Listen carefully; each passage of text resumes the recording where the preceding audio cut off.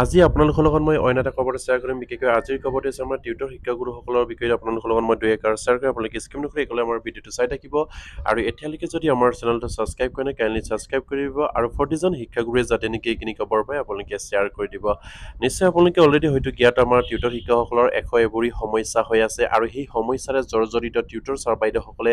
কেনেকৈ উদ্ধাৰ হ'ব পাৰে টিউটৰৰ পৰা টিচাৰ আপগ্ৰেড কৰিব পাৰে সেই সুযোগ বিচাৰি তেখেতসকলে বাৰম্বাৰকৈ চৰকাৰৰ লগত আলোচনাত মিলিত হ'বলগীয়া হৈছে কিন্তু বৰ্তমান যিখন আমাৰ চৰকাৰ সেই চৰকাৰৰ যিজন মালিক বুলিয়ে কৈছোঁ মই যিহেতু আমাৰ মুখ্যমন্ত্ৰীগৰাকী এতিয়ালৈকে আমাৰ টিউটৰ ছাৰ বাইদেউসকলক লগ দিয়া নাই আৰু হয়তো আমাৰ শিক্ষা বিভাগৰ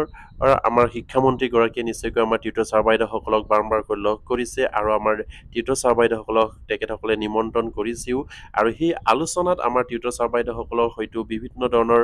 আমাৰ টিউটৰ শিক্ষকসকলৰ সমস্যাখিনি তেখেতসকলে হয়তো শিক্ষামন্ত্ৰীগৰাকীয়ে দেখুৱাইছে আৰু তাকো হয়তো আমাৰ টিউটৰ ছাৰ বাইদেউসকলে মষিমূৰ হ'বলৈ তেখেতসকলে যেন সফল হৈছে এনেকুৱা অনুমান হৈছে আৰু সেয়ে আমাৰ টিউটৰ ছাৰ বাইদেউসকলৰ হয়তো বিভিন্ন ধৰণৰ আমাৰ ছ'চিয়েল মিডিয়াৰ যিখিনি গ্ৰুপ আছে হোৱাটছএপে হওক ফেচবুকে হওক তাত যিখিনি আমি দেখি আহিছোঁ তাত বিভিন্ন ধৰণৰ আলোচনা হৈ আছে আৰু আমাৰ টিউটৰ ছাৰ বাইদেউসকলৰ মাজতে হয়তো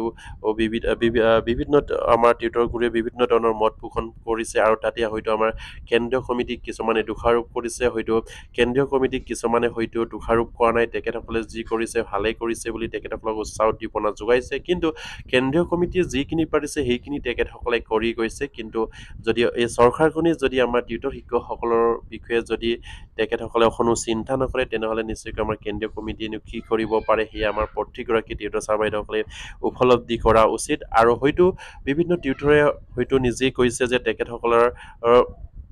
জুলাই মাহত যিহেতু আন্দোলনৰ দিন ঘোষণা কৰিব লাগিছিলে সেইমতে হয়তো আমাৰ কেন্দ্ৰীয় কমিটি আন্দোলনৰ দিনো ঘোষণা কৰিছিলে কিন্তু তেখেতসকলক চৰকাৰৰ ফালৰ পৰা যিহেতু শিক্ষামন্ত্ৰীৰ ফালৰ পৰা তেখেতসকলক আলোচনালৈ নিমন্ত্ৰণ কৰিলে আৰু সেইবাবে আমাৰ নিম্ন আৰু উচ্চ প্ৰাথমিক বিদ্যালয় উচ্চ প্ৰাথমিক টিউটৰ ছাৰ বাইদেউসকলৰ যিখিনি সন্থা আছে তেখেতসকলে আন্দোলনটো তেখেতসকলে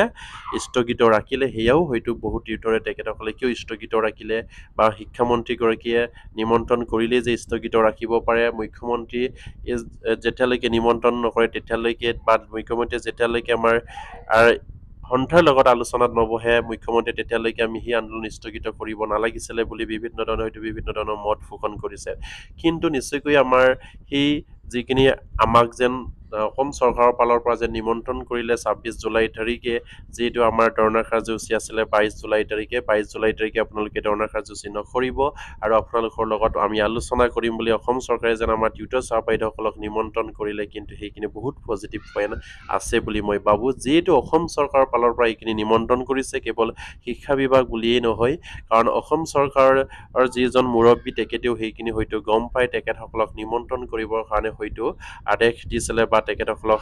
হয়তো সেইখিনি কথা হয়তো শিক্ষামন্ত্ৰীক জনাইছিল আৰু সেইবাবে হয়তো শিক্ষামন্ত্ৰীয়ে তেখেতসকলক নিমন্ত্ৰণ কৰি শিক্ষা বিভাগৰ সমস্যাখিনি বিশেষকৈ টিউটৰ সমস্যাখিনি কিদৰে সমাধান কৰিব পাৰি ফলপ্ৰসূভাৱে ২৬ জুলাই তাৰিখত যিখিনি আলোচনা আমাৰ কেন্দ্ৰীয় কমিটিয়ে আলোচনাত যিখিনি হৈছিলে বা আলোচনাৰ যিখিনি তেখেতসকলে সেই আলোচনাত কি কি হ'ল বা কি কি সিদ্ধান্ত কৰিলে বা আমাৰ কেন্দ্ৰীয় কমিটি কি কি দাবী উত্থাপন কৰিলে সেই সকলোবিলাক দাবী আমাৰ টিউটৰ ছাৰ বাইদেউসকলৰ মনৰ যিখিনি ভাৱনা আছিলে সেইবিলাক দাবীয়ে তেখেতসকলে দাবী কৰি আহিছে আৰু সেয়া এটা খুবেই এটা পজিটিভ পইণ্ট বুলি মই ভাবোঁ যিহেতু সেই আমাৰ ২৬ জুলাই তাৰিখৰ যিখিনি আমাৰ অসম চৰকাৰৰ লগত যিটো আলোচনা হৈছিলে বা আলোচনাত মিলিত হৈছিলে সেই আলোচনাত প্ৰথম দাবীটোৱে তেখেতসকলৰ আছিলে আমাক বিনা চাৰ্টে টিউটৰৰ পৰা টিচাৰ আপগ্ৰেড কৰা সেয়ে তেখেতসকলৰ ১ নম্বৰ দাবী আছিলে আৰু সেই দাবীটো হয়তো মাননীয় শিক্ষামন্ত্ৰীগৰাকীয়ে বহুতো অজুহাত দেখুৱাই সেইখিনি মানি ল'ব হয়তো নিবিচাৰিছিলে কিন্তু তেখেতসকলে হয়তো লাষ্টত গৈ এটা সিদ্ধান্তত উপনীত হ'ল বা আমাৰ কেন্দ্ৰীয় কমিটিৰ যিখিনি এই পইণ্ট তেখেতসকলৰ ওচৰত দাঙি ধৰিলে সেই পইণ্টবিলাকৰ ভিত্তিত তেখেতসকলে হয়তো আমাক টিউটৰৰ পৰা টিচাৰ আপগ্ৰেড কৰিবলৈ তেখেতসকলে চিন্তা কৰিবলৈ বাধ্য হৈছে বা আমাৰ উচ্চ যিখিনি বিষয়াসকলৰ লগত বিশেষকৈ আমাৰ মুখ্যমন্ত্ৰী আৰু হয়তো কেন্দ্ৰীয় আমাৰ যিখিনি শিক্ষামন্ত্ৰীৰ লগত আলোচনা কৰাৰ প্ৰতিশ্ৰুতি প্ৰদান কৰিছে আমাৰ এই DLED সন্ত্ৰাসবাদ আমাৰ কেন্দ্ৰীয় কমিটিৰ বিষয়ববীয়াসকলক মাননীয় শিক্ষামন্ত্ৰীগৰাকীয়ে আমাৰ যিহেতু আমাৰ কেন্দ্ৰীয় কমিটিৰ যিসকল বিষয়ববীয়াই সেই আলোচনাত মিলিত হৈছিলে তেখেতসকলৰ সঠিক এই পইণ্টবিলাক উপস্থাপন কৰাৰ ভিত্তিত মাননীয় শিক্ষামন্ত্ৰীগৰাকী সেইখিনি তেখেতসকলে মানিবলৈ বাধ্য হৈছে যিহেতু সেইখিনি আলোচনালৈ আহি হয়তো আমাক টিউটৰ পাতি ছাৰ আপডেট কৰিব পাৰে নেকি সেইখিনি কথা তেখেতসকলে উচ্চ বিষয়াসকলৰ লগত বা উচ্চ যিসকল আমাৰ মন্ত্ৰী আছে তেখেতসকলৰ লগত আলোচনা কৰা তেখেতসকলে প্ৰতিশ্ৰুতি প্ৰদান কৰিছে আৰু সেই আলোচনা নিশ্চয়কৈ সফল হ'ব বুলি আমি আশাৰে বাট চাই আছো আৰু কেন্দ্ৰীয় কমিটিক যিখিনি শিক্ষামন্ত্ৰীগৰাকীয়ে প্ৰতিশ্ৰুতি প্ৰদান কৰিছে সেইমতে যাতে নেকি আমাৰ কামবিলাক সফল হওক সেয়ে আমি সকলোৰে অধিক আগ্ৰহেৰে আমি বাট চাই আছো যিহেতু আমাৰ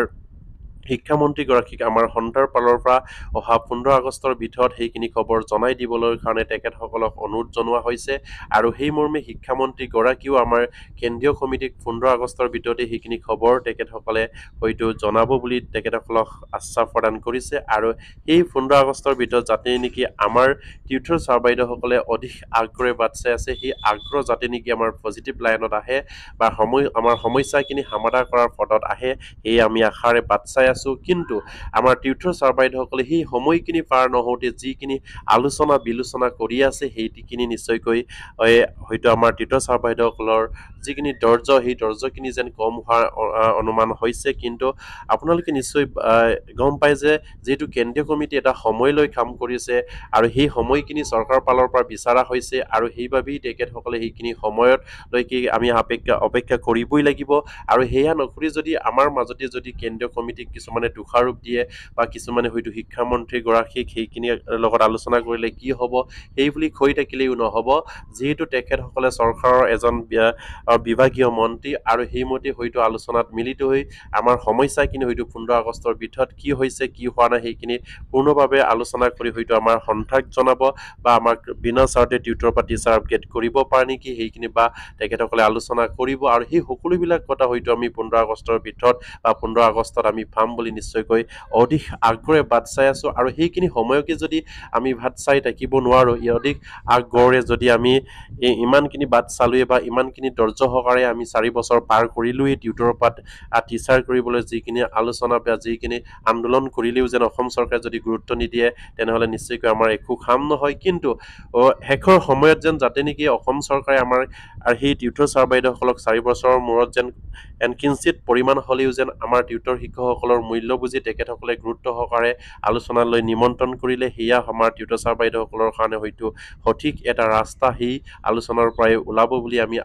অধিক আগ্ৰহে বাট চাই আছো কিন্তু